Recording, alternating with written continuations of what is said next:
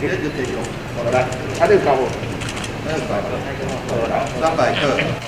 胃桶仔内底随机摕出来部分的肠衣，就是要来送去做检验的。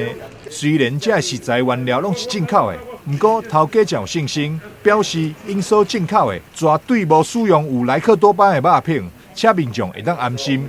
进口肠衣，我们的供应商就已经有超前部署了，包括这个为了全民的健康，帮我们的供应商统一这种大企业，他们就是要求零检出。那从那时候开始一直到现在，我们都是零检出了。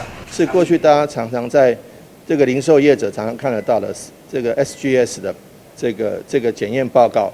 对不起，那 SGS 的检验报告只有一次性啊，你这一批的检验报告是符合标准，你下一批不见得符合标准了。所以有时候你在肉摊上看到那 SGS 的检验标是1月1日发的，结果他弄到12月31日还在用。所以我觉得是这种标示哦，还是要清楚一点比较好，而且是逐批有效啊，而且是当批有效，不是永远有效的。所以我觉得这种部分某种程度借着这次瘦肉精的议题，也让大家知道国内的标章标示事实上充斥了很多，最重要的才是政府的稽核。